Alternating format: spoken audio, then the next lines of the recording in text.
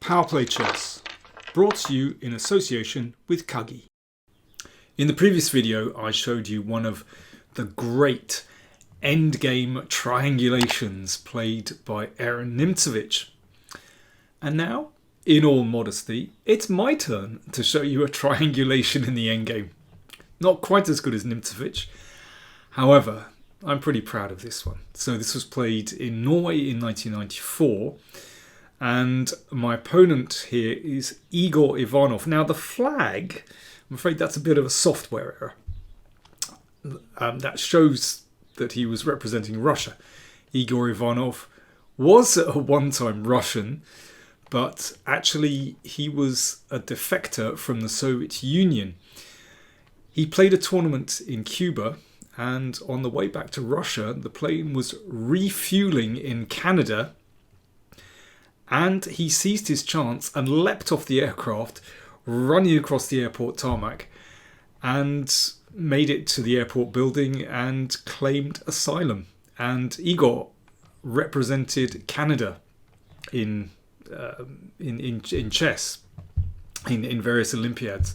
He was an incredible character, actually, had a fantastic singing voice. And yeah, he always used to say to me, "How is our queen?" Because of course, Canada's head of state is actually the British monarch. So yeah, he always used to say to me, "How is our queen doing?" And yeah, we like to discuss The Master and Margarita. That was one of his favourite novels, and yeah, it's a book that I really enjoy as well. Anyway, this position. So I was black, and I've just moved my rook here. I've just declined an exchange on d5 because I'm trying to get my rook into the position somehow. And I thought that things were turning in my favour here. So Igor played rook e5 to stop my rook coming down. And he probably assumed that after the exchange, then the position's about equal. I mean, you know, if I want a very comfortable position, then I can just exchange pawns here and it's going to be a draw, basically. But I spotted a little idea. Bishop e6. So I'm going for a pawn endgame. So he exchanged. And it's that pawn on e5 that I'm going for. King h2 from white. Now, if the king comes up, then white will have absolutely no problems at all. But here's my idea. g5. So this opens up a little path for the king to get to that e5 pawn. You can see that this one is vulnerable, but my e pawn is very safe. So he played king h3 to protect that pawn. So what happens if pawn takes pawn? Let's have a look. King g6. So my king steps up to take the pawn. And now white has a problem. So, you know, I want to come across here. And if king g3, well, I can push the king back. I shouldn't go for this straight away because he'll take here and then push his own g pawn. But first of all, I can push him back. If g3, you can see my king is in the perfect position just to move across to take. And once that pawn goes, of course, it's winning easily. And if the king drops back, I just push the king backwards. And you can see that I'm going to get to that pawn. And that's winning. So after g5, he didn't want to give ground. He played king h3. Now, how do we make progress? Well, if g4, then king g3, and you can see black's king gets blocked out. So I played king g6. I can just remain flexible for the moment. So, you know, now I'm threatening to play g4 and king f5. So he's got to take.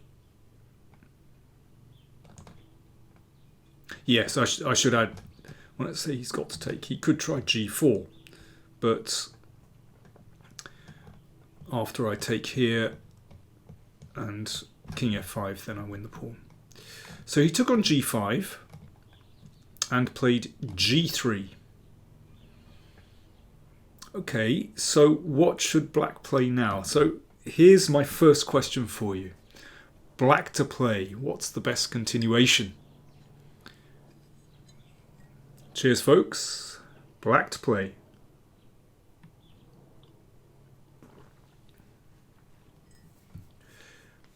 So I've got my king in an excellent position.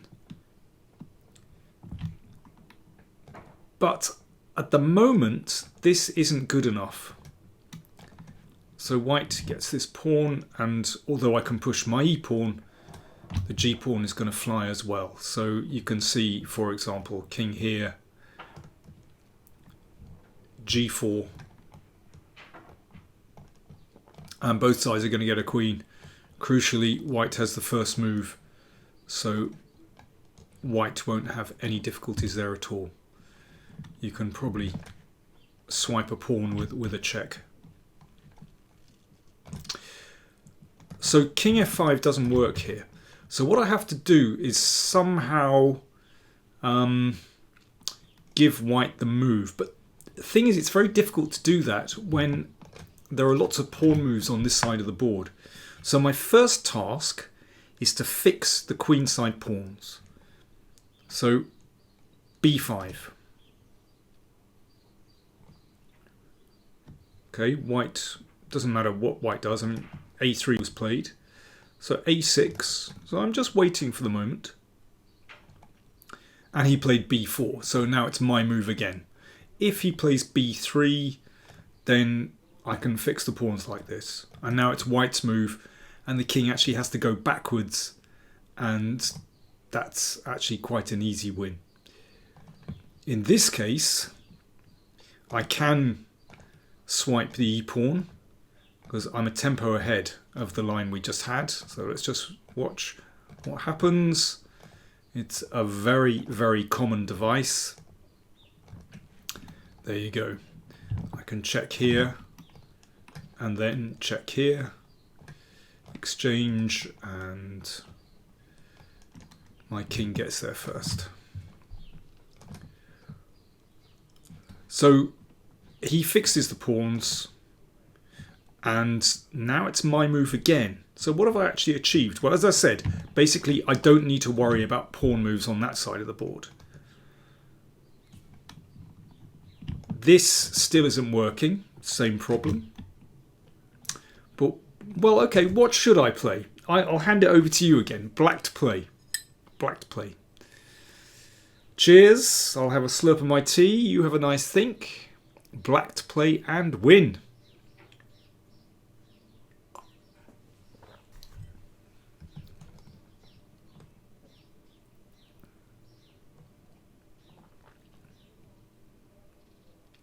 So there's only one move that wins here. And yes, it's time for a bit of triangulation. So the correct move is king g6. So once again, king f5 is insufficient. White can draw that one. You've got to get the right triangulation. King h6 doesn't work. Why not? Because after this, g4, and you can see black's king has been shut out. So I can step to the side, but the king steps to the side. It's just a draw. However, if you play king g6, this wins. So g4, okay, I can step up again, and the king just shuffles across, and that's obviously just wins with an extra pawn. Okay, so white plays king h4. Now comes my triangulation. King h6. So I'm doing this basically, like that. So if the king goes back, then I step forward. Now it's white's move, so the king will have to go backwards. And yeah, the king can step across and take this pawn. We know that one wins. So white played g4. And I exchanged. So we've had this position before, except this time it's white to move. That's the trick. So if the king goes that way, then king f5 and I take the pawn. So Igor played king f4. So now I can squeeze the king. So I'm still heading for that pawn. So the king just gets pushed back. I mean, there's absolutely nothing to do here. I mean, you can come here, but you know, it's gone basically. So king d4, king f4. So he has to let go of the e-pawn. So he took a pawn, but the king is now in the perfect position, because after this you can see the king just can't get back because the king controls all those squares. So, well, he actually resigned in this position. Let me see. Let's just look at what happens if white pushes the a pawn. Black gets there, and with the queen blocking, then it's incredibly simple to win this position. So, for example, here, and white loses in a couple of moves. So there we go. That's my triangulation moment. But you've got to get the right triangle, basically. So the correct move is king g6 and then king h6. There we go, and that wins.